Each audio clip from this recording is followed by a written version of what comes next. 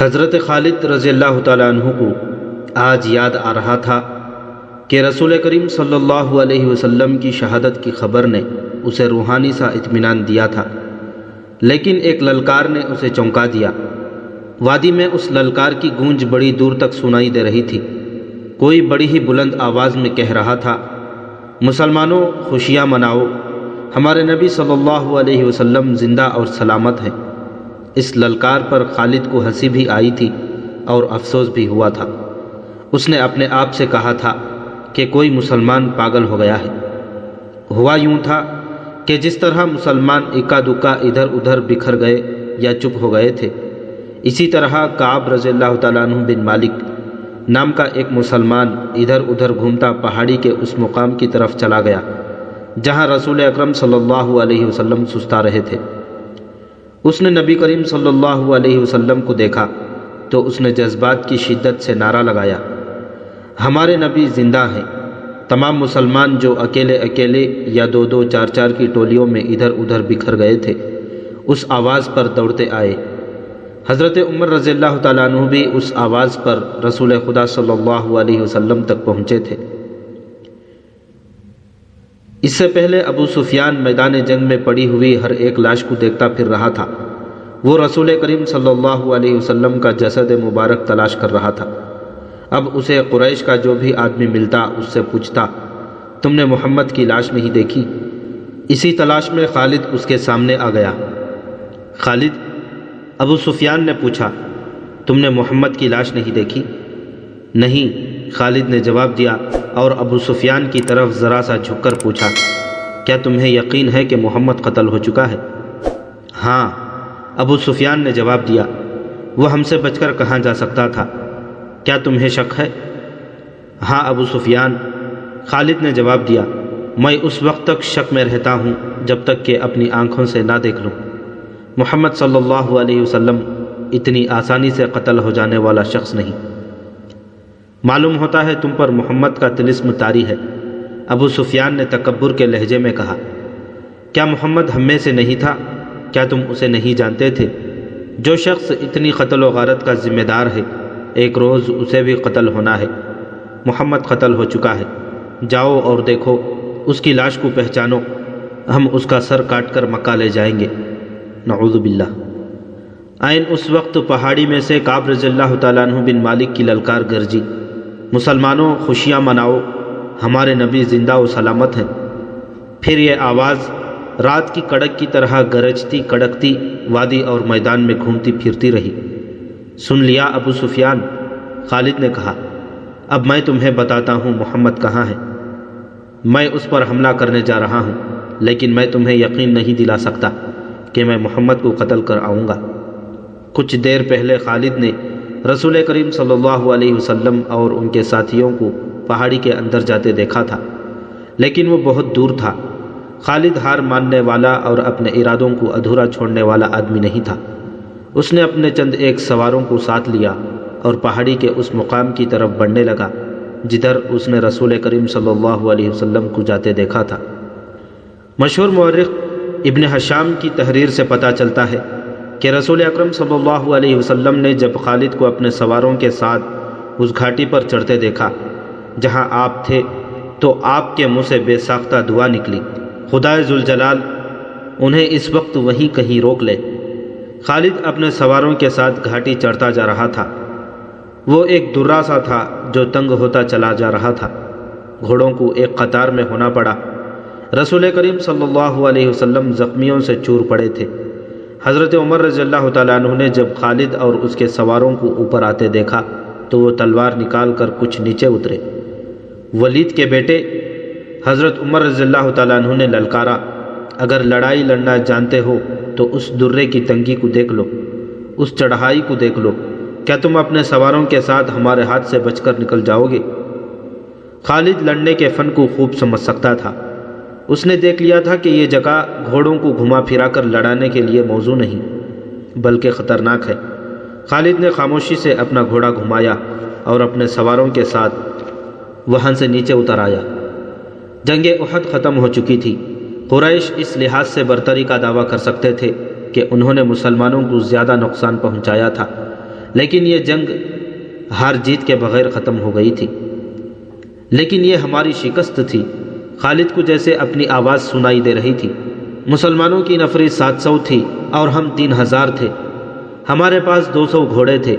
ہماری فتح تب ہوتی جب ہم محمد کو قتل کر دیتے۔ خالد نے اپنے آپ میں جھنجھناہٹ سی محسوس کی۔ اس پر ایسی کیفیت طاری ہو گئی کہ اس کے دانت بجنے لگے۔ اسے جنگ کا آخری منظر یاد آنے لگا تھا۔ اس نے اس بھیانک یاد کو ذہن سے نکالنے کے لیے سر کو جھٹکا دیا، لیکن مکھیوں کی طرح یہ یاد اس کے ارد گرد بھن بھناتی رہی۔ اسے اپنے آپ میں شرم سی محسوس ہونے لگی۔ جنگجو یوں نہیں کیا کرتے۔ خالد جب حضرت عمر رضی اللہ تعالیٰ عنہ کی للکار پر واپس آ رہا تھا تو اس بلندی سے اس کی نظر میدان جنگ پر پڑی۔ وہاں لاشیں بکھری ہوئی تھیں، شاید ان میں بے ہوش زخمی بھی ہوں گے۔ لاشوں اور زخمیوں کو اٹھانے کے لیے نہ ابھی مسلمان آگے بڑھے تھے نہ اہل قریش۔ خالد کو ابو سفیان کی بیوی ہند نظر آئی۔ وہ ہاتھ میں خنجر لیے ہوئے دوڑی چلی آ رہی تھی۔ اس کے اشارے پر قریش کی وہ عورتیں جو قریش کے لشکر کے ساتھ آئی تھیں اس کے پیچھے پیچھے دوڑی آئی۔ ہند ہر ایک لاش کو دیکھتی تھی۔ وہ اونچے قد کی اور فربہی مائل جسم کی پہلوان قسم کی عورت تھی۔ وہ ہر ایک لاش کو دیکھتی تھی۔ کوئی لاش اوندھے منہ پڑی نظر آتی تو وہ پاؤں کی ٹھوکر سے اس لاش کو سیدھا کر کے دیکھتی تھی۔ اس نے اپنے ساتھ کی عورتوں سے کہا کہ وہ حمزہ رضی اللہ تعالیٰ عنہ کی لاش تلاش کریں۔ اسے حمزہ رضی اللہ تعالیٰ عنہ کی لاش مل گئی۔ ہند بھوکے درندے کی طرح لاش کو چیرنے پھاڑنے لگی۔ اس نے لاش کے کچھ اعضا کاٹ کر پرے پھینک دیے۔ اس نے دوسری عورتوں کو دیکھا جو اس کے قریب کھڑی تھیں۔ کھڑی دیکھ کیا رہی ہو؟ ہند نے ان عورتوں سے یوں کہا جیسے وہ پاگل ہو چکی ہو۔ یہ دیکھو، میں نے اپنے باپ، اپنے چچا اور اپنے بیٹے کے قاتل کی لاش کا کیا حال کر دیا ہے۔ جاؤ مسلمانوں کی ہر ایک لاش کا یہی حال کر دو اور سب کے کان اور ناک کاٹ کر لے آؤ۔ جب وہ عورتیں مسلمانوں کی لاش کو چیرنے پھاڑنے کے لیے وہاں سے ہٹ گئیں تو ہند نے خنجر سے حضرت حمزہ رضی اللہ تعالیٰ عنہ کا پیٹ چاک کر کے ان کے اندر ہاتھ ڈالا۔ اس کا ہاتھ باہر آیا تو اس میں لاش کا کلیجہ تھا جو ہند نے خنجر سے کاٹ لیا۔ اس نے اسی پر اکتفا نہ کیا۔ حضرت حمزہ رضی اللہ تعالیٰ عنہ کے کلیجے کا ایک ٹکڑا کاٹ کر اس نے اپنے منہ میں ڈال لیا اور درندوں کی طرح اسے چبانے لگی، لیکن تھوڑی دیر بعد اس نے کلیجے کے اس ٹکڑے کو اگل دیا۔ صاف نظر آ رہا تھا کہ وہ اس ٹکڑے کو نگلنے کی کوشش کر رہی تھی، لیکن یہ ٹکڑا اس کے حلق سے نیچے نہیں جا رہا تھا۔ خالد کو دور ابو سفیان کھڑا نظر آیا۔ ہند کی اس وحشیانہ حرکت نے خالد کا مزاج کرکرا کر دیا تھا۔ وہ جنگجو تھا، وہ صرف آمنے سامنے آ کر لڑنے والا آدمی تھا۔ اپنے دشمن کی لاشوں کے ساتھ یہ سلوک نہ صرف یہ کہ اسے پسند نہ آیا بلکہ اس نے نفرت کی نگاہ سے دیکھا۔ ابو سفیان کو دیکھ کر خالد نے اپنے گھوڑے کو ایڑ لگائی اور ابو سفیان کے پاس جا گھوڑا روکا۔ ابو سفیان، خالد نے غصے اور حقارت کے ملے جلے لہجے میں کہا، کیا تم اپنی بیوی اور ان عورتوں کے اس وحشیانہ حرکت کو پسند کر رہے ہو؟ ابو سفیان نے خالد کی طرف ایسی نگاہوں سے دیکھا جس میں بے بسی کی جھلک تھی اور صاف پتہ چلتا تھا کہ اسے لاشوں کے ساتھ اپنی بیوی کا یہ سلوک پسند نہیں۔ خاموش کیوں ہو ابو سفیان؟ تم ہند کو جانتے ہو خالد؟ ابو سفیان نے دبی سی زبان میں کہا، یہ عورت اس وقت پاگلوں سے بدتر ہے۔ اگر میں یا تم اسے روکنے کے لیے آگے بڑھے تو یہ خنجر سے ہمارے پیٹ بھی چاک کر دے گی۔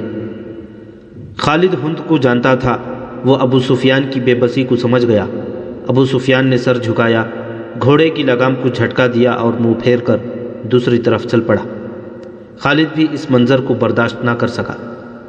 جب ہند حمزہ رضی اللہ تعالیٰ عنہ کی لاش کا کلیجہ چبا کر اگل چکی تو اس نے پیچھے دیکھا۔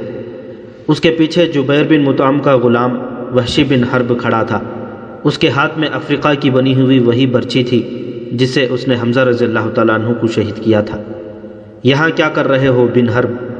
ہند نے تحکمانہ انداز میں اسے کہا، جاؤ اور مسلمانوں کی لاشوں کے ٹکڑے کر دو۔ وحشی بن حرب بولتا کم تھا۔ اس کی کوشش یہ ہوتی تھی کہ زیادہ سے زیادہ بات اشاروں میں ہی کر لی جائے۔ اس نے ہند کا حکم ماننے کے بجائے اپنا ہاتھ ہند کے آگے پھیلا دیا اور اس کی نظریں ہند کے گلے میں لٹکتے ہوئے سونے کے ہار پر جم گئیں۔ ہند کو اپنا وعدہ یاد آ گیا۔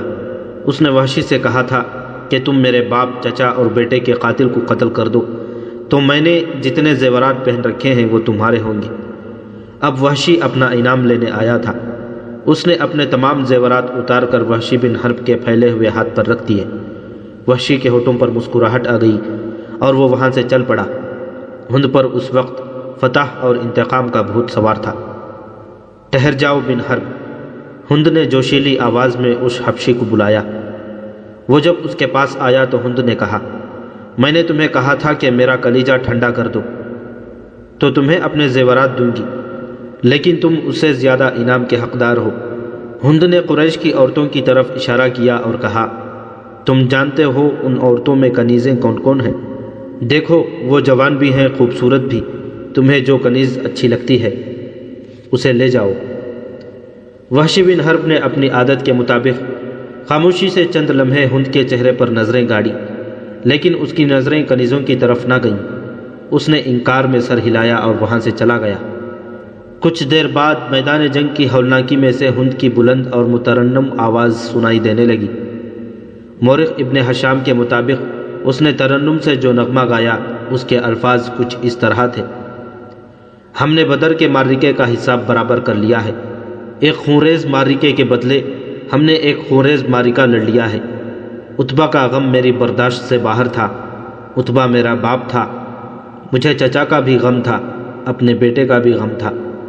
اب میرا سینہ ٹھنڈا ہو گیا ہے، میں نے اپنی قسم پوری کر دی ہے۔ وحشی نے میرے دل کے درد کا مداوع کر دیا ہے، میں عمر بھر وحشی کی احسان مند رہوں گی، اس وقت تک جب تک میری ہڈیاں قبر کی مٹی میں مل کر مٹی نہیں ہو جاتی۔ ابو سفیان اس بھیانک منظر کو برداشت نہ کر سکتا تھا۔ وہ پہلے ہی منہ پھیر کر جا چکا تھا۔ اس نے اپنے دو ساتھیوں سے کہا کہ اسے یقین نہیں آ رہا کہ رسول اکرم صلی اللہ علیہ وسلم زندہ ہیں۔ خالد نے دور سے کسی اور کو دیکھ کر سمجھ لیا ہوگا کہ محمد ہے، کسی نے ابو سفیان سے کہا۔ ابو سفیان یہ کہہ کر کہ وہ اپنی آنکھوں سے دیکھ کر آتا ہے، اس تنگ سے درے کی طرف چلا گیا جہاں سے خالد اپنے سواروں کو واپس لایا تھا۔ وہ ایسی جگہ جا کھڑا ہوا جہاں سے اسے مسلمان بیٹھے ہوئے نظر آ رہے تھے۔ محمد کے پیروکاروں، ابو سفیان نے بلند آواز سے کہا، کیا تم میں محمد زندہ ہے؟ رسول کریم صلی اللہ علیہ وسلم نے آواز سنی تو اپنے ارد گرد بیٹھے ہوئے مسلمانوں کو اشارہ کیا کہ وہ خاموش رہیں۔ ابو سفیان نے اپنا سوال اور زیادہ بلند آواز سے دہرایا، اب بھی اسے کوئی جواب نہ ملا۔ کیا ابو بکر تم میں زندہ موجود ہے؟ ابو سفیان نے بلند آواز سے پوچھا، اب بھی اسے کوئی جواب نہ ملا۔ 3 بار پوچھنے کے باوجود بھی مسلمان خاموش رہے۔ کیا عمر زندہ ہے؟ ابو سفیان نے پوچھا۔ اب کے بھی مسلمانوں نے خاموشی اختیار کیے رکھی۔ ابو سفیان نے گھوڑے کو گھمایا، اس نے نیچے دیکھا، قریش کے بہت سے آدمی رسول اکرم صلی اللہ علیہ وسلم کے متعلق صحیح خبر سننے کو بےتاب کھڑے تھے۔ اے اہل قریش، ابو سفیان نے چلا کر اعلان کیا، محمد مر چکا ہے، ابو بکر اور عمر بھی زندہ نہیں۔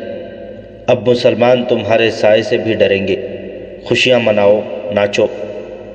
اہل قریش ناچنے اور ہلڑ مچانے لگے، لیکن گرجتی ہوئی ایک آواز نے انہیں خاموش کر دیا۔ اے خدا کے دشمن! درے کی بلندی سے حضرت عمر رضی اللہ تعالیٰ عنہ کی آواز گونجی، اتنا جھوٹ نہ بول، وہ تینوں زندہ ہیں جن کے نام لے کے تو انہیں مردہ کہہ رہا ہے۔ اپنے قبیلے کو دھوکہ مت دے، تجھے تیرے گناہوں کی سزا دینے کے لیے ہم سب زندہ ہیں۔ ابو سفیان نے طنزیہ قہقہا لگایا اور بلند آواز سے بولا، ابن الخطاب، تیرا خدا تجھے ہم سے محفوظ رکھے، کیا تو اب بھی ہمیں سزا دینے کی بات کرتا ہے؟ کیا تو یقین سے کہتا ہے کہ محمد زندہ ہے؟ اللہ کی قسم، ہمارے نبی صلی اللہ علیہ وسلم زندہ ہیں۔ حضرت عمر بن خطاب رضی اللہ تعالیٰ عنہ کی آواز جواب میں گرجی، اللہ کے رسول صلی اللہ علیہ وسلم تمہارا ایک ایک لفظ سن رہے ہیں۔ عربوں میں یہ رواج تھا کہ ایک معرکہ ختم ہونے کے بعد دونوں فریقوں کے سردار یا سالار ایک دوسرے پر تانوں اور بھپتیوں کے تیر برسایا کرتے تھے۔ ابو سفیان اسی دستور کے مطابق دور کھڑا حضرت عمر سے ہم کلام تھا، تم ہبل اور عزا کی عظمت کو نہیں جانتے، ابو سفیان نے کہا۔ حضرت عمر نے رسول اکرم صلی اللہ علیہ وسلم کی طرف دیکھا۔ آپ صلی اللہ علیہ وسلم اونچا بول نہیں سکتے تھے۔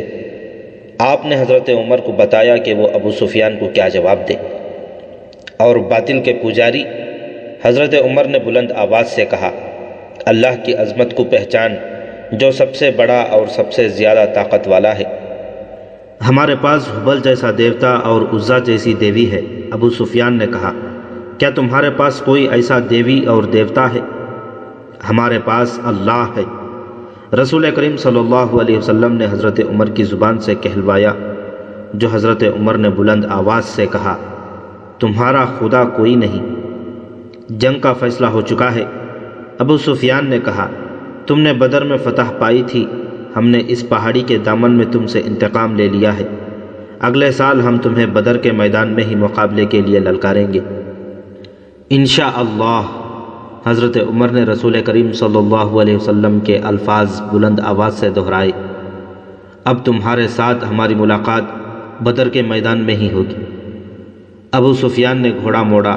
گھوڑا 2 قدم ہی چلا ہوگا کہ اس نے گھوڑے کو روک لیا۔ اے عمر، ابو بکر اور محمد صلی اللہ علیہ وسلم، ابو سفیان نے اب کے ذرا ٹہری ہوئی آواز میں کہا، تم جب میدان سے اپنی لاشیں اٹھاؤ گے تو تمہیں کچھ ایسی لاشیں بھی ملے گی جن کے اعضا کٹے ہوئے ہوں گے اور انہیں چیرا پھاڑا گیا ہوگا۔ خدا کی قسم، میں نے کسی کو ایسا کرنے کا حکم نہیں دیا تھا، اور میں نے تمہاری لاشوں کے ساتھ یہ سلوک بالکل پسند نہیں کیا۔ اگر اس کا الزام مجھ پر عائد کرو گے تو میں اسے اپنی توہین سمجھوں گا۔ ابو سفیان نے گھوڑا موڑا اور گھوڑے کو ایڑ لگا دی۔ چلتے چلتے خالد کے گھوڑے نے اپنے آپ ہی رخ بدل دیا۔ خالد نے گھوڑے کو نہ روکا۔ وہ سمجھ گیا کہ گھوڑے نے پانی کی مشک پالی ہے۔ کچھ دور جا کر گھوڑا نیچے اترنے لگا۔ خالد کو یہ مقام یاد آ گیا۔ جنگ احد کے بعد واپسی پر قریش نے کچھ دیر یہاں قیام کیا تھا۔ نیچے پانی کا خاصا ذخیرہ موجود تھا۔ گھوڑا بڑی تیزی سے گھاٹی اتر گیا اور پانی پر جا رکا۔ خالد گھوڑے سے کود کر نیچے اترا اور 2 زانو ہو کر چلو بھر بھر کر اپنے چہرے پر پانی پھینکنے لگا۔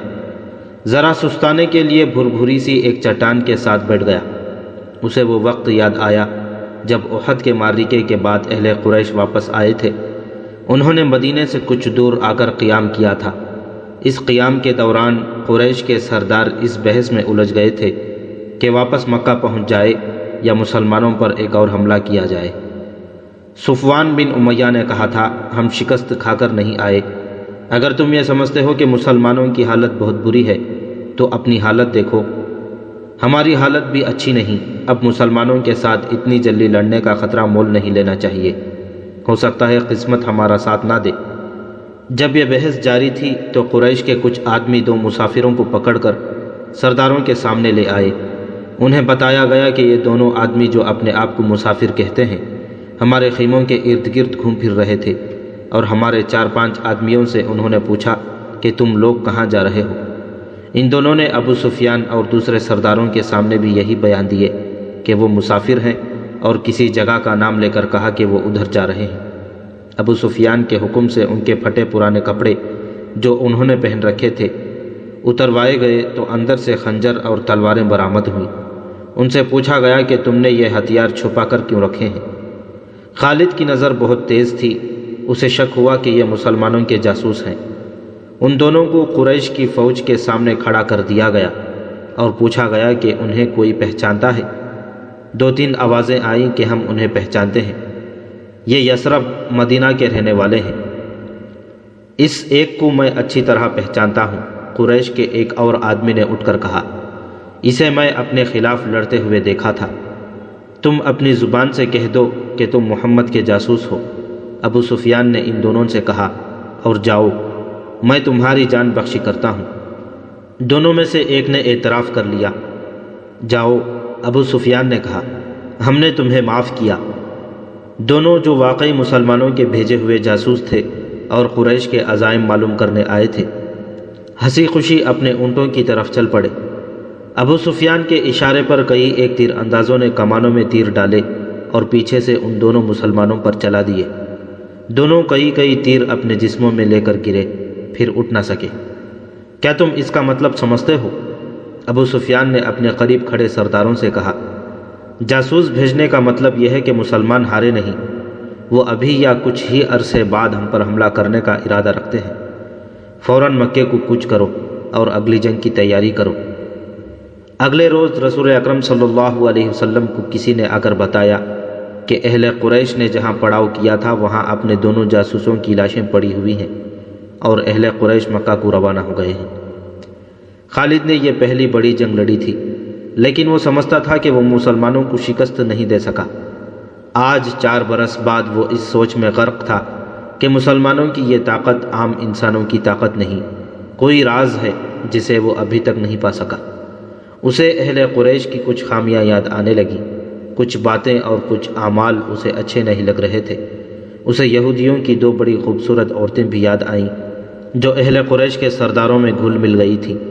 وہ جانتا تھا کہ یہودی اپنے نسوانی حسن کے جادو سے اہل قریش پر چھا جانے کی اور انہیں مسلمانوں کے خلاف استعمال کرنے کی کوشش کریں گے۔ یہ طریقہ اسے پسند نہ تھا، لیکن ان میں سے ایک عورت ایک روز خالد سے ملی تو خالد نے محسوس کیا کہ یہ عورت جو کچھ کہہ رہی ہے اس میں عقل و دانش ہے۔ اس عورت کے حسن و جوانی کا اپنا ایک اثر تھا، لیکن طلسم جو اس کی زبان میں تھا اس کا اثر خالد بھی محسوس کر رہا تھا۔ کچھ دیر تک یہ عورت خالد کے خیالوں پر چھائی رہی۔ اس کا گھوڑا ہنہنایا تو خالد جیسے خواب بیداری سے بیدار ہو گیا۔ وہ تیزی سے اٹھا، گھوڑے پر سوار ہوا اور پھر مدینے کے راستے پر ہو لیا۔ ولید کا بیٹا خالد شہزادہ تھا، عیش و عشرت کا بھی دلدادہ تھا، لیکن فن حرب و ضرب کا جنون ایسا کہ عیش و عشرت کو اس جنون پر حاوی نہیں ہونے دیتا تھا۔ مدینے کی طرف جاتے ہوئے اسے وہ حسین و جمیل یہودن یاد آئی جس کا نام یوحا تھا۔ اس نے اس یہودن کو ذہن سے نکال دیا، لیکن یوحا وہ رنگ برنگی تتلی بن کر اس کے ذہن میں اڑتی رہی۔ خالد اسے ذہن سے نکال نہ سکا۔ خالد کے ذہن میں اڑتی ہوئی اس تتلی کے رنگ پھیکے پڑنے لگے، پھر تمام رنگ مل کر سرخ ہو گئے، خون جیسے سرخ۔ یہ ایک بھیانک یاد تھی جو خالد نے اسے ذہن سے اگل دینے کی بہت کوشش کی، لیکن تتلی جو زہریلی بھیڑ بن گئی تھی اس کے ذہن سے نہ نکلی۔ یہ معرکہ احد کے 3-4 ماہ بعد کا ایک واقعہ تھا۔ یہ ایک سازش تھی جس میں وہ شریک نہ تھا، لیکن وہ قبیلہ قریش کا بڑا ہی اہم فرد تھا۔ مسلمانوں کے خلاف کسی سازش میں شریک نہ ہونے کے باوجود وہ دعویٰ نہیں کر سکتا تھا کہ وہ اس میں شریک نہ تھا۔ معرکہ احد میں زخمی ہونے والے بعض اہل قریش کے زخم ابھی ٹھیک نہیں ہوئے تھے کہ ایک روز خالد کو خبر ملی کہ مدینے سے 6 مسلمان تبلیغ اسلام کے لیے رجی کی طرف جا رہے تھے کہ عفان سے تھوڑی دور ایک غیر مسلم قبیلے نے انہیں روک لیا اور ان میں سے 2 کو مکہ لایا گیا اور انہیں نیلام کیا جا رہا ہے۔ خالد دوڑتا ہوا وہاں گیا۔ وہ 2 مسلمان خبیب رضی اللہ تعالیٰ عنہ بن عدی اور زید رضی اللہ تعالیٰ عنہ بن دثنہ تھے۔ خالد دونوں کو جانتا پہچانتا تھا، وہ اسی قبیلے کے افراد ہوا کرتے تھے۔ انہوں نے اسلام قبول کر لیا تھا۔ ان میں حب رسول صلی اللہ علیہ وسلم کا یہ عالم تھا کہ رسول خدا صلی اللہ علیہ وسلم پر جانیں قربان کرنے کو تیار رہتے تھے۔ رسول خدا صلی اللہ علیہ وسلم انہیں بہت عزیز رکھتے تھے۔ خالد نے دیکھا کہ انہیں ایک چبوترے پر کھڑا کر دیا گیا تھا اور ارد گرد اہل قریش کا ہجوم تھا۔ ایک غیر مسلم قبیلے کے 4 افراد ان کے پاس کھڑے تھے، دونوں کے ہاتھوں رسیوں سے بندھے ہوئے تھے۔ یہ دونوں مسلمان ہیں۔ ایک آدمی چبوترے پر کھڑا اعلان کر رہا تھا، یہ دونوں احد میں تمہارے خلاف لڑ رہے تھے، ان کے ہاتھوں تمہارے عزیز اور خون کے رشتہ دار مارے گئے تھے۔ کہیے کوئی جو انتقام کی آگ بجھانا چاہتا ہے، انہیں خریدو، انہیں اپنے ہاتھوں قتل کرو اور خون کے بدلے خون بہاؤ۔ یہ آدمی سب سے اونچی بولی دینے والے کو ملیں گے، بولو۔ 2 گھوڑے، ایک آواز آئی، بولو، بڑھ کر بولو۔ 2 گھوڑے، ایک اونٹ، ایک اور آواز آئی، گھوڑوں اونٹوں کو چھوڑو، سونے میں بولی دو، سونا لگاؤ، دشمن کے خون سے انتقام کی پیاس بجھاؤ۔ وہ لوگ جن کے قریبی رشتہ دار احد کی لڑائی میں مارے گئے تھے بڑھ چڑھ کر بولی دے رہے تھے۔ خبیب اور زید چپ چاپ کھڑے تھے، ان کے چہروں پر خوف نہ تھا، گھبراہٹ نہیں تھی، ہلکی سی بھی بے چینی بھی نہیں تھی۔ خالد ہجوم کو چیرتا ہوا آگے چلا گیا۔ او قریش کے سردار کے جنگجو بیٹے! خبیب رضی اللہ تعالیٰ عنہ نے خالد کو دیکھ کر بڑی بلند آواز سے کہا، تیرا قبیلہ ہم دونوں کا خون بہا کر اس مقدس آواز کو خاموش نہیں کر سکتا جو غار حرا سے اٹھی ہے۔ لا اپنے قبیلے کا کوئی نامور لڑاکا اور میرے ہاتھ کھلوا دے، پھر دیکھ کون کس کے خون سے پیاس بجھاتا ہے۔ میدان جنگ میں پیٹھ دکھانے والوں، زید رضی اللہ تعالیٰ عنہ نے گرجدار آواز میں کہا، تم نے شکست کا انتقام ہمارے بھائیوں کی لاشوں سے لیا ہے۔ تمہاری عورتوں نے احد کے میدان میں ہماری لاشوں کے کان اور ناکیں کاٹ کر ان کے ہار اپنے گلوں میں لٹکائے ہیں۔ آج 4 برس بعد مدینے کی طرف جاتے ہوئے خالد کو خبیب اور زید کی للکار اور تانے صاف سنائی دے رہے تھے۔ وہ زید کے تانے کو برداشت نہیں کر سکا تھا۔ آج 4 برس بعد اسے یہ تانا یاد آیا تو بھی اس کے جسم نے جھرجھری لی۔ اسے احد کے میدان کا وہ منظر یاد آ گیا جب ابو سفیان کی بیوی ہند نے حمزہ رضی اللہ تعالیٰ عنہ کی لاش کا کلیجہ نکال کر اپنے منہ میں ڈال لیا اور چبا کر اگل دیا تھا۔ اسی عورت نے اپنے ساتھ کی عورتوں سے کہا تھا کہ وہ مسلمانوں کی لاشوں کے کان اور ناکیں کاٹ لائیں۔ ان عورتوں نے اس کے آگے کانوں اور ناکوں کا ڈھیر لگا دیا تھا۔ ہند نے ان کانوں اور ناکوں کا ہار بنایا اور اپنے گلے میں ڈال لیا تھا، اور وہ پاگلوں کی طرح میدان میں ایک گیت گاتی اور ناچتی پھری تھی۔ اس منظر کو اس کے خاوند ابو سفیان نے پسند نہیں کیا تھا۔ خالد نے تو نفرت سے منہ پھیر لیا تھا۔ 3-4 ماہ بعد 2 مسلمان جن کے ہاتھ رسیوں سے بندھے ہوئے تھے اسے تانے دے رہے تھے۔ وہ اوچھے طریقے سے انتقام لینے والا آدمی نہیں تھا۔ وہ وہاں سے کھسک آیا اور اہل قریش کے ہجوم میں گم ہو گیا۔ اسے اس قبیلے کا ایک آدمی مل گیا جو ان 2 مسلمانوں کو پکڑ لایا تھا۔ کسی بھی تاریخ میں اس قبیلے کا نام نہیں ملتا۔ مورخوں نے ابن حشام کے حوالے سے اسے ایک جنگجو قبیلہ لکھا ہے جو قریش کا اتحادی تھا۔ خالد نے اس جنگجو قبیلے کے اس آدمی سے پوچھا کہ ان 2 مسلمانوں کو کس طرح پکڑا گیا ہے۔ خدا کی قسم، اس آدمی نے کہا، کہو تو ہم ان مسلمانوں کے رسول صلی اللہ علیہ وسلم کو پکڑ لائیں اور نیلامی کے چبوترے پر کھڑا کر دیں۔ تم جو کام نہیں کر سکتے اس کی قسم نہ کھاؤ۔ خالد نے کہا، مجھے بتاؤ کہ ان 2 کو کہاں سے پکڑا گیا ہے۔ یہ 6 تھے، اس شخص نے جواب دیا۔ ہم نے احد میں مارے جانے والوں کا انتقام لیا ہے، آئندہ بھی ایسے ہی انتقام لیتے رہیں گے۔ ہمارے قبیلے کے کچھ آدمی مدینہ محمد کے پاس گئے اور کہا کہ وہ اسلام قبول کرنے آئے ہیں۔ انہوں نے یہ بھی کہا کہ ان کا پورا قبیلہ اسلام قبول کرنے کا ارادہ کر چکا ہے، لیکن پورا قبیلہ مدینے سے نہیں آ سکتا۔ ہمارے ان آدمیوں نے محمد صلی اللہ علیہ وسلم سے کہا کہ ان کے ساتھ چند ایک مسلمانوں کو ان کے قبیلے میں بھیجا جائے جو پورے قبیلے کو مسلمان کرے اور پھر قبیلے کو مذہبی تعلیم دینے کے لیے کچھ عرصہ وہی رہے۔ ہمارے یہ آدمی جب واپس آئے تو ان کے ساتھ 6 مسلمان تھے۔ ادھر ہمارے سردار شارجہ بن مغیث نے 100 آدمیوں کو رجی کے مقام پر بھیج دیا۔ جب یہ 6 مسلمان رجی پہنچے تو ہمارے 100 آدمیوں نے انہیں گھیر لیا۔ تم سن کر حیران ہوگے کہ یہ 6 مسلمان تلواریں نکال کر 100 آدمیوں کے مقابلے پر آ گئے۔ ہم نے 3 کو مار ڈالا اور 3 کو پکڑ لیا۔ ان کے ہاتھ رسیوں سے باندھ دیے گئے۔ شارجہ بن مغیث نے حکم دیا تھا کہ مدینے سے کچھ مسلمان تمہارے دھوکے میں آ کر تمہارے ساتھ آ گئے تو ان میں سے 2-3 کو مکہ لے جانا اور انتقام لینے والوں کے ہاتھ فروخت کر دینا۔ ہم 3 کو ادھر لا رہے تھے، راستے میں ان میں سے ایک نے رسیوں میں سے ہاتھ نکال لیے مگر وہ بھاگا نہیں۔ وہ اتنا پھرتیلا تھا کہ اس نے ہمارے ایک آدمی کی نیام سے تلوار نکال لی، کیونکہ اسے ہم نے نہتہ کر رکھا تھا۔ اس نے بڑی تیزی سے ہمارے 2 آدمیوں کو مار ڈالا۔ اکیلا آدمی اتنے سارے آدمیوں کا مقابلہ کب تک کرتا؟ وہ مارا گیا اور ہم نے اس کے جسم کا قیمہ کر دیا۔ یہ 2 رہ گئے، ہم نے ان کے ہاتھ اور زیادہ مضبوطی سے باندھ دیے اور یہاں لے آئے۔ اور تم خوش ہو؟ خالد نے اسے تنزیہ کہا۔ محمد صلی اللہ علیہ وسلم کیا کہے گا؟ اہل قریش اور ان کے دوست قبیلے اتنے بزدل ہو گئے ہیں کہ اب دھوکہ دینے اور 6 آدمیوں کو 100 سے مروانے پر اتر آئے ہیں۔ کیا تم نے مجھے یہ بات سناتے شرم محسوس نہیں کی؟ کیا ان 100 آدمیوں نے اپنی ماؤں کو شرمسار نہیں کیا جن کا انہوں نے دودھ پیا ہے؟ تم نے میدان جنگ میں مسلمانوں کا کیا بگاڑ لیا تھا ولید کے بیٹے؟ اس آدمی نے کہا، کیا تم محمد کی طاقت کا مقابلہ کر سکتے ہو؟ بدر میں 1000 قریش 313 سے مار کھا آئے تھے۔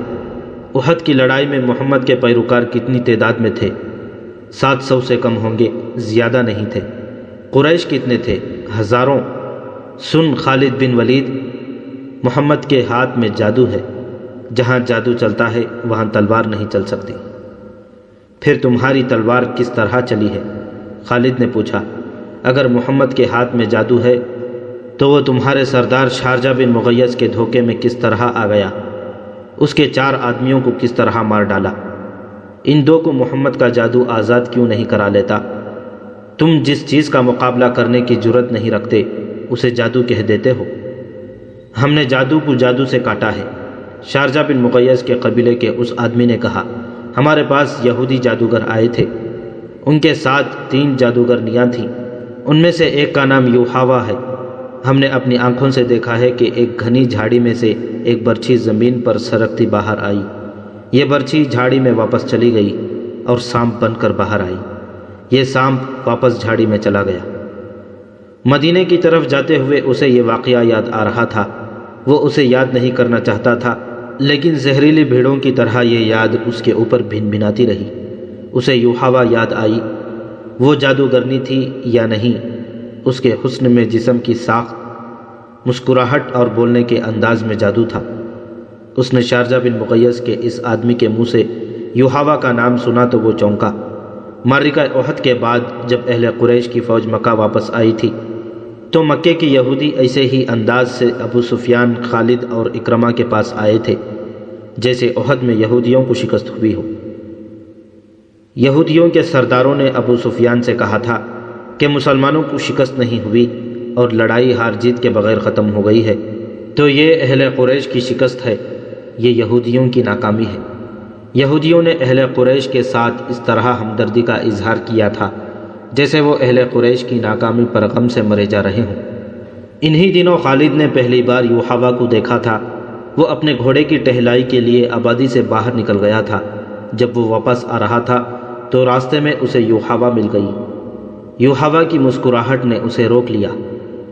میں تسلیم نہیں کر سکتی کہ ولید کا بیٹا جنگ سے ناکام لوٹ آیا ہے، یوحاوا نے کہا، اور خالد کے گھوڑے کی گردن پر ہاتھ پھیرنے لگی اور بولی، مجھے اس گھوڑے سے پیار ہے جو مسلمانوں کے خلاف لڑنے گیا تھا۔ خالد یوں گھوڑے سے اتر آیا جیسے یوحاوا کے جادو نے اسے گھوڑے سے زمین پر کھڑا کر دیا ہو۔ اس سے بڑی ناکامی اور کیا ہوگی کہ تم مسلمانوں کو شکست نہیں دے سکے۔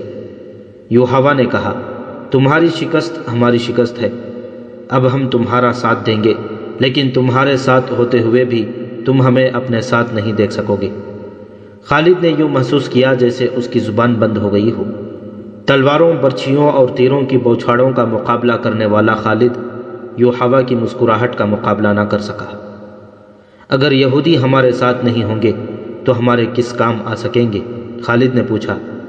کیا تم سمجھتے ہو کہ صرف تیر ہی انسان کے جسم سے پار ہو جاتا ہے؟ یوحاوا نے کہا، عورت کا تبسم تم جیسے دلیر اور جری مردوں کے ہاتھوں سے تلوار گرا سکتا ہے۔ خالد اس سے کچھ پوچھنا چاہتا تھا لیکن کچھ پوچھ نہ سکا۔ یوحاوا نے اس کی آنکھوں میں آنکھیں ڈالی اور پھولوں کی پنکھڑیوں جیسی ہونٹوں پر تبسم آ گیا۔ یوحاوا آگے چل پڑی، خالد اسے دیکھتا رہا۔ اس نے اپنے وجود کے اندر لطیف سے جھٹکے محسوس کیے۔ اس کے گھوڑے نے کھر مارا تو خالد اپنے آپ میں آ گیا۔ وہ بڑی تیزی سے گھوڑے پر سوار ہوا اور چل پڑا۔ کچھ دور آ کر اس نے پیچھے دیکھا، یوحاوا رک کر اسے دیکھ رہی تھی۔ یوحاوا نے اپنا ہاتھ ذرا اوپر کر کے ہلایا۔ اب جب کہ 2 مسلمانوں کو نیلام کیا جا رہا تھا اور خالد کو ایک آدمی نے بتایا تھا کہ ان مسلمانوں کو کس طرح دھوکے میں لایا گیا ہے، اور اس آدمی نے یوحاوا کا نام بھی لیا تھا، تو اس نے ارادہ کر لیا کہ معلوم کرے گا کہ یوحاوا نے یہ جادو کس طرح چلایا تھا۔ اسے اپنے قبیلے کا ایک سرکردہ آدمی مل گیا۔ اس سے اسے پتہ چلا کہ یہ مسلمان اہل قریش کے ہاتھ کس طرح آئے ہیں۔ 3-4 سرکردہ یہودی یوحاوا اور 2-3 اور یہودیوں کو ساتھ لے کر شارجہ بن مغیث کے پاس چلے گئے۔ یہ قبیلہ تھا تو جنگجو، لیکن اس پر مسلمانوں کا رعب کچھ اس طرح طاری ہو گیا تھا جیسے لوگ جادوگروں سے ڈرتے تھے۔ اس قبیلے میں یہ مشہور ہو گیا تھا کہ رسول اکرم صلی اللہ علیہ وسلم کے ہاتھ میں کوئی جادو ہے۔ یہودیوں نے اپنی زمیندوز کارروائیوں کے لیے اس قبیلے کو اس لیے منتخب کیا تھا کہ وہ جنگجو قبیلہ تھا۔ یہودی بڑی دانشمند قوم تھی۔ انہوں نے سوچا کہ مسلمانوں کے جادو کا وہم اگر پھیل گیا تو دوسرے قبیلے بھی اس سے متاثر ہوں گے۔ یہ یہودی اس قبیلے کے سردار شارجہ بن مغیث کے پاس گئے اور اس کا یہ وہم دور کرنے کے لیے کہ مسلمان جادوگر ہیں اسے بہت کچھ کہا، لیکن شارجہ بن مغیث نے تسلیم نہ کیا۔ رات کو یہودیوں کے کہنے پر شارجہ نے ان مہمانوں کی ضیافت کا انتظام باہر کھلے آسمان تلے کیا۔ ان یہودیوں نے اپنے ہاتھوں اپنے میزبانوں کو شراب پلائی۔ شارجہ بن مغیث اور اس کے قبیلے کے چند ایک سرکردہ افراد کو جو شراب پلائی گئی اس میں یہودیوں نے کوئی سفوف ملا دیا تھا۔ پھر یہودیوں نے اپنے جادو کے کچھ شعبے دکھائے۔ یوحوا نے اپنے حسن کا جادو چلایا۔ اس کا ذریعہ ایک رقص بھی تھا جس میں یہ یہودنیں نیم برہنہ تھیں۔ ناچتے ناچتے ان کے جسموں پر جو ادھورے سے لباس تھے وہ بھی سرک کر زمین پر جا پڑے تھے۔ یہودی اپنے سازندے ساتھ لے گئے تھے۔ اگلے روز جب شارجہ بن مغیث کی آنکھ کھلی تو اسے محسوس ہوا جیسے وہ بڑے ہی حسین خواب سے جاگا ہو۔ اس کے خیالات بدلے ہوئے تھے۔ کچھ دیر بعد وہ پھر اپنے قبیلے کے دوسرے سرداروں کے ساتھ یہودیوں کے پاس بیٹھا تھا۔ یہودنیں بھی وہاں موجود تھیں۔ یوحوا کو دیکھ کر وہ بے قابو ہو گیا۔ اس نے لپک کر یوحوا کا بازو پکڑا اور اسے کھینچ کر اپنے پاس بٹھا لیا۔ ضروری نہیں کہ دشمن کو میدان جنگ میں للکار کر اسے شکست دی جائے۔ ایک یہودی نے کہا، ہم مسلمانوں کو دوسرے طریقوں سے بھی ختم کر سکتے ہیں۔ اس کا ایک طریقہ ہمیں تمہیں بتاتے ہیں۔ خالد کو بتایا گیا کہ ان 6 آدمیوں کو مدینے سے دھوکے سے لانے کا یہ طریقہ یہودیوں نے بتایا تھا، اور شارجہ بن مغیث نے جو آدمی رسول کریم صلی اللہ علیہ وسلم کے پاس بھیجے تھے ان میں ایک یہودی بھی تھا۔ خالد مسلمانوں کو اپنا بدترین دشمن سمجھتا تھا، لیکن اسے یہ غیر جنگی طریقے اچھے نہیں لگتے تھے۔ خالد اپنے گھر گیا اور ایک خادمہ سے کہا کہ وہ یوحوا یہودن کو بلا لائے۔ یوحوا اتنی جلدی اس کے پاس آئی جیسے اس کے بلاوے کے انتظار میں قریب ہی کہیں بیٹھی تھی۔ تم نے مسلمانوں کو کامیابی سے دھوکہ دیا ہے، خالد نے یوحوا سے کہا، اور مغیث کے قبیلے کے لوگ تمہیں جادوگرنی کہنے لگے ہیں، لیکن مجھے یہ طریقہ پسند نہیں آیا۔ میری بات غور سے سن لو خالد۔ یوحوا اس کے قریب جا بیٹھی اور اس کے ران پر ہاتھ مار کر بولی، تم اپنے قبیلے کے نامور جنگجو ہو، لیکن تم میں عقل کی کمی ہے۔ دشمن کو مارنا ہے تلوار سے مارو، تیر سے مارو، یا اسے تیکھی نظروں سے ہلاک کرو۔ تیر اور تلوار چلائے بغیر دشمن کو کوئی مجھ جیسی عورت ہی مار سکتی ہے۔ خالد یوحوا کے جسم کی تپش محسوس کر رہا تھا۔ یوحوا اس کے اتنی قریب بیٹھی ہوئی تھی کہ ایک بار یوحوا نے چہرہ خالد کی طرف موڑا تو اس کے روئی جیسے ملائم گال خالد کے گال سے جا لگے۔ خالد نے اپنے جسم میں بڑی پر لطف حرارت کی لہر دوڑتی محسوس کی، لیکن کسی خیال سے وہ ذرا پرے سرک گیا۔ آج 4 برس بعد وہ جب صحرا میں تنہا جا رہا تھا، وہ اپنے گال پر یوحوا کے رخسار کا لمس محسوس کر رہا تھا۔ اس حد تک تو وہ خوش تھا کہ یہودی ان کے ساتھ تھے، لیکن اسے یہ بھی معلوم تھا کہ یہودیوں کی دوستی میں جہاں مسلمانوں کی دشمنی ہے وہاں ان کے اپنے مفادات بھی ہیں۔ البتہ اس نے یہ تسلیم کر لیا تھا کہ یوحوا اگر جادوگرنی نہیں تھی تو اس کے سراپا میں جادو کا کوئی اثر ضرور ہے۔ خالد کا گھوڑا مدینے کی طرف جا رہا تھا۔ اس کے ذہن میں پھر خبیب رضی اللہ تعالیٰ عنہ بن عدی اور زید رضی اللہ تعالیٰ عنہ بن دثنہ آ گئے۔ لوگ ان کی بولیاں بڑھ چڑھ کر دے رہے تھے۔ آخر سودا ہو گیا اور قریش کے 2 آدمیوں نے انہیں بہت سے سونے کے عوض خرید لیا۔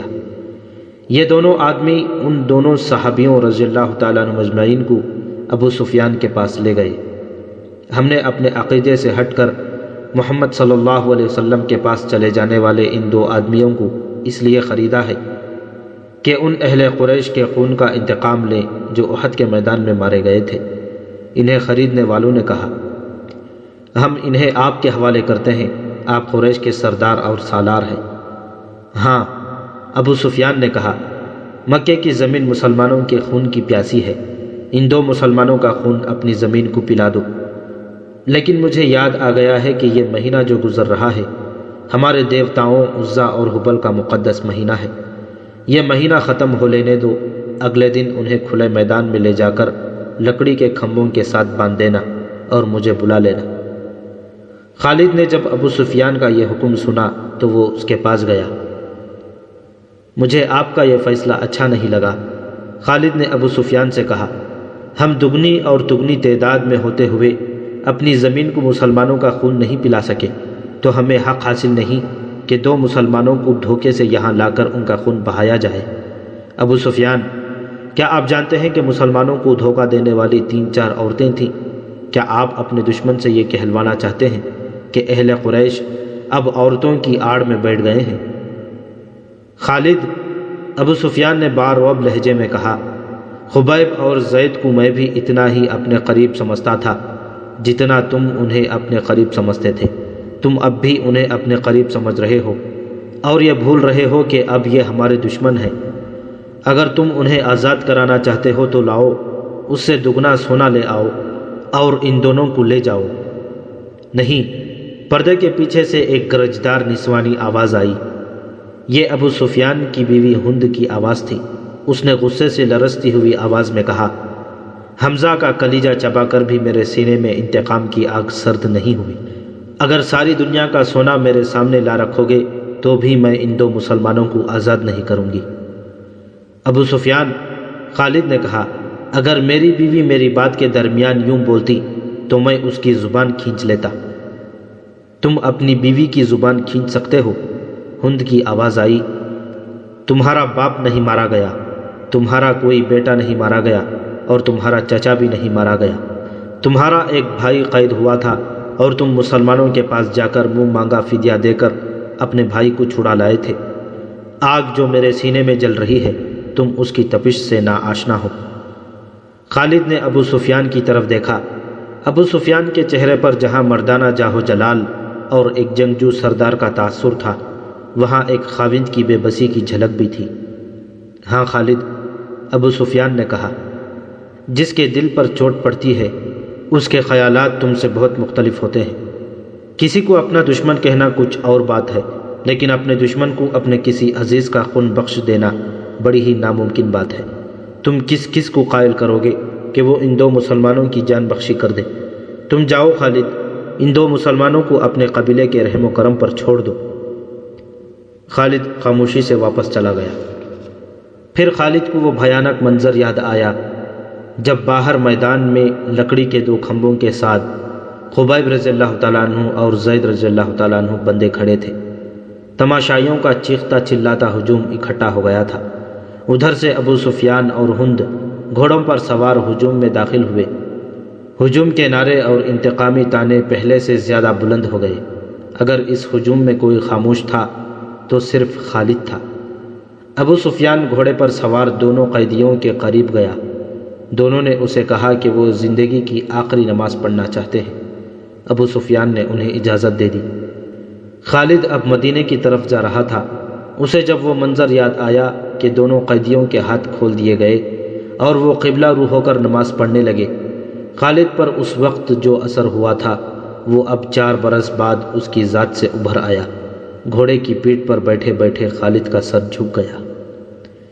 خبیب رضی اللہ تعالیٰ عنہ بن عدی اور زید رضی اللہ تعالیٰ عنہ بن دثنہ ہجوم کی چیخ و پکار سے لا تعلق اپنی موت سے بے پرواہ خدا کے حضور رکوع و سجود میں محو تھے۔ انہوں نے نہایت اطمینان سے نماز پڑھی، دعا کے لیے ہاتھ اٹھائے۔ کوئی نہیں بتا سکتا، تاریخ بھی خاموش ہے کہ انہوں نے خدا سے کیا دعا مانگی۔ انہوں نے خدا سے یہ نہیں کہا ہوگا کہ دشمن انہیں آزاد کر دے۔ وہ اٹھے اور خود ہی لکڑی کے کھمبوں کے ساتھ پیٹیں لگا کر کھڑے ہو گئے۔ او بدقسمت انسانوں، ابو سفیان نے بڑی بلند آواز سے خبیب اور زید سے کہا، تمہاری قسمت اور تمہاری زندگی میرے ہاتھ میں ہے۔ اپنی زبانوں سے کہہ دو کہ ہم اسلام کو ترک کرتے ہیں اور اب ہم اہل قریش میں سے ہیں اور 360 بتوں کو برحق مانتے ہیں۔ یہ اعلان کرو اور اپنی زندگیاں مجھ سے واپس لو، اگر نہیں تو موت کو گلے لگاؤ۔ یہ بھی سوچ لو کہ تمہاری موت سہل نہیں ہوگی۔ اے باطل کے پجاری ابو سفیان، زید کی آواز گرجی، ہم لعنت بھیجتے ہیں پتھر کے ان بتوں پر جو اپنے اوپر بیٹھی ہوئی مکی کو بھی نہیں اڑا سکتے۔ ہم لعنت بھیجتے ہیں عزا اور حبل پر جو تمہیں اگلے جہان دوزخ کی آگ میں پھینکیں گے۔ ہم پجاری ہیں اس ایک اللہ کے جو رحمان اور رحیم ہے، اور ہم عاشق ہیں محمد کے جو اللہ کے رسول صلی اللہ علیہ وسلم ہیں۔ میرا راستہ وہی ہے جو زید نے تمہیں دکھا دیا ہے۔ خبیب نے بلند آواز سے کہا، اے اہل مکہ، سچا وہی ہے جس کے نام پر ہم قربان ہو رہے ہیں۔ ہمیں نئی زندگی ملے گی جو اس زندگی سے بہت زیادہ حسین اور مقدس ہوگی۔ باندھ دو انہیں ان کھمبوں کے ساتھ۔ ابو سفیان نے حکم دیا، یہ موت کا ذائقہ چکھنے کے مشتاق ہیں۔ دونوں کے ہاتھ پیچھے کر کے کھمبوں کے ساتھ جکڑ دیے گئے۔ ابو سفیان نے گھوڑا موڑا اور ہجوم کی طرف آیا۔ عزا اور حبل کی قسم، ابو سفیان نے بلند آواز میں ہجوم سے کہا، میں نے اپنے قبیلے میں کوئی ایک بھی ایسا نہیں دیکھا جو اپنے سردار پر اس محبت اور ایثار سے جان قربان کرنے کے لیے تیار ہو جس طرح محمد کے پیروکار اس کے نام پر فدا ہوتے ہیں۔ ہند اپنے گھوڑے پر سوار کچھ دور کھڑی تھی۔ اس کے قریب اس کے چند ایک غلام کھڑے تھے۔ ایک غلام نے اپنے آقاؤں کو خوش کرنے کے لیے جوش کا یہ مظاہرہ کیا کہ برچھی تان کر دونوں قیدیوں کی طرف کسی کے حکم کے بغیر بڑی تیز دوڑا اور کھمبے سے بندھے زید رضی اللہ تعالیٰ عنہ کے سینے پر برچھی کا اتنا زوردار وار کیا کہ برچھی کی انی زید کے پیٹھ سے باہر نکل گئی۔ زید رضی اللہ تعالیٰ عنہ بن دثنہ فوراً شہید ہو گئے۔ اس غلام نے سینہ تان کر ہجوم کی طرف خراج تحسین کی توقع پر دیکھا، لیکن ہجوم کچھ اور ہی قسم کا شور بلند کرنے لگا تھا۔ تماشائی کہتے تھے کہ یہ کوئی تماشا نہیں ہوا، یہ مسلمان اتنی سہل موت کے قابل نہیں، ہمیں کوئی تماشا دکھاؤ۔ قتل کر دو اس غلام کو جس نے ایک مسلمان پر اتنا رحم کیا ہے کہ اسے اتنی جلدی مار ڈالا ہے۔ ہند نے دبنگ آواز میں کہا۔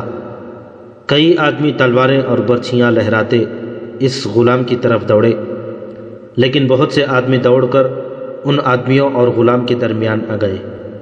خبردار، پیچھے کھڑے رہو، ایک آدمی نے جو گھوڑے پر سوار تھا للکار کر کہا۔ عربی خون اتنا بزدل نہیں کہ دو آدمیوں کو باندھ کر مارنے کے لیے قریش کا پورا قبیلہ اکٹھا ہو گیا ہے۔ خدا کی قسم، ابو سفیان کی جگہ میں ہوتا تو ان دونوں آدمیوں کو آزاد کر دیتا۔ یہ ہمارا خون ہے اور یہ ہمارے مہمان ہیں، ہم ان سے میدان جنگ میں لڑیں گے۔ یہ ٹھیک کہتا ہے۔ ہجوم میں سے کئی آوازیں سنائی دیں۔ دشمن کو باندھ کر مارنا عرب کی روایات کے خلاف ہے۔ تماشائیوں کے ہجوم میں سے بے شمار آوازیں ایسی سنائی دے رہی تھیں جو کہتی تھیں کہ ہم تماشا دیکھیں گے، ہم دشمن کو اس طرح ماریں گے کہ وہ مر مر کے جیے۔ تھوڑی دیر بعد تماشائیوں کا ہجوم دو حصوں میں بڑھ گیا۔ ایک گروہ خبیب رضی اللہ تعالیٰ عنہ کے قتل کے خلاف تھا، اسے وہ عرب کی روایتی بہادری کے منافی سمجھتا تھا، اور دوسرا گروہ خبیب رضی اللہ تعالیٰ عنہ کو تڑپا تڑپا کر مارنے کے نعرے لگا رہا تھا۔ خالد نے جب اہل مکہ کو اور دور دور سے آئے ہوئے تماشائیوں کو اس طرح ایک دوسرے کے خلاف نعرے لگاتے دیکھا تو وہ دوڑتا ہوا ابو سفیان تک گیا۔ دیکھ لیا ابو سفیان؟ خالد نے کہا، دیکھ لے یہاں میرے کتنے حامی ہیں، ایک کو مار دیا ہے، دوسرے کو چھوڑ دو ورنہ اہل قریش آپس میں ٹکرا جائیں گے۔ ہند نے خالد کو ابو سفیان کے پاس کھڑے دیکھا تو وہ سمجھ گئی کہ خالد بھی خبیب رضی اللہ تعالیٰ عنہ کی رہائی کا حامی ہے۔ ہند نے گھوڑے کو ایڑ لگائی اور ان دونوں کے پاس جا پہنچی۔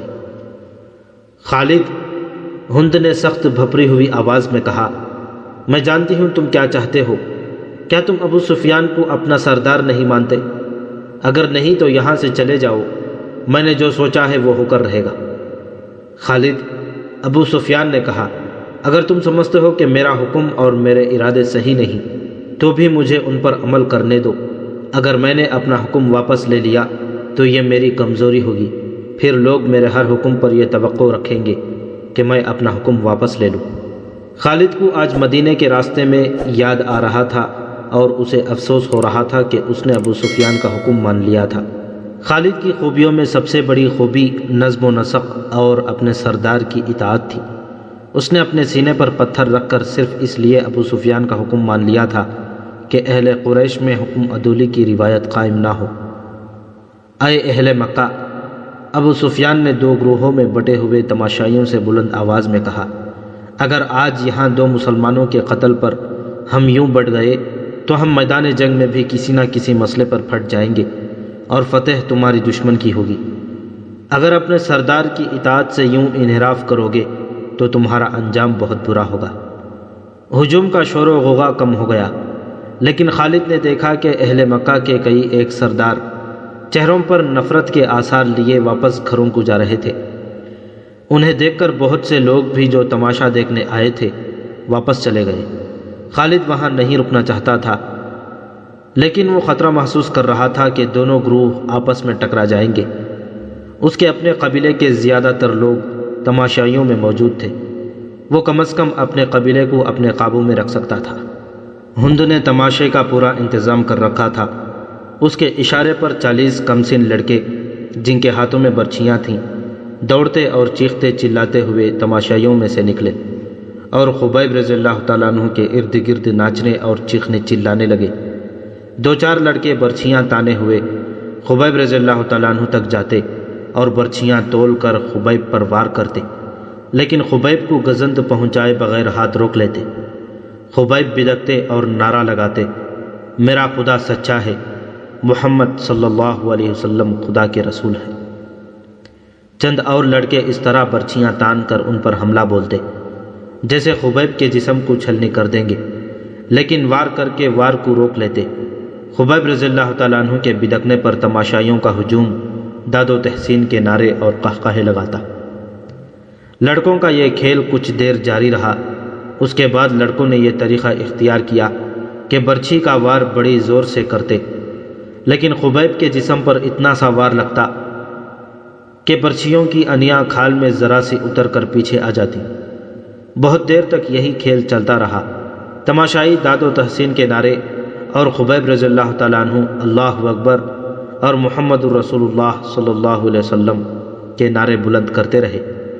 خبیب کے کپڑے خون سے لال ہو چکے تھے۔ ابو جہل کا بیٹا اکرمہ ہاتھ میں برچھی لیے ان لڑکوں کے پاس جا پہنچا اور انہیں ہدایات جاری کرنے لگا۔ لڑکے اب اپنی برچھیاں خبیب کے جسم میں چبو رہے تھے۔ وہ گول دائرے میں گھومتے اور ناچتے تھے۔ خبیب کے جسم کا کوئی بھی حصہ ایسا نہ رہا جہاں برچھی نہ چبھی ہو۔ اب وہاں سے خون نہ ٹپک رہا تھا۔ ان کے چہرے پر بھی برچھیاں ماری گئیں۔ جب بہت دیر گزر گئی اور لڑکے ناچ ناچ کر اور برچھیاں چبو کر تھک گئے تو اکرمہ نے لڑکوں کو وہاں سے ہٹا دیا۔ خبیب خون میں نہائے ہوئے تھے اور ابھی زندہ تھے۔ ہر طرف دیکھ رہے تھے، ان کے نعروں میں کمی نہیں آئی تھی۔ اکرمہ ان کے سامنے کھڑا ہو گیا اور برچھی تان کر خبیب کے سینے میں اتنی زور سے ماری کہ فاصلہ کم ہونے کی وجہ سے برچھی خبیب کے جسم سے پار ہو گئی۔ خبیب رضی اللہ تعالیٰ عنہ شہید ہو گئے۔ ان کی لاشیں یہیں بندی رہنے دو، ہند کی گرجدار آواز سنائی دی۔ اب کئی دن ان کی لاشوں کے گلنے سڑنے کا تماشا دیکھتے رہو۔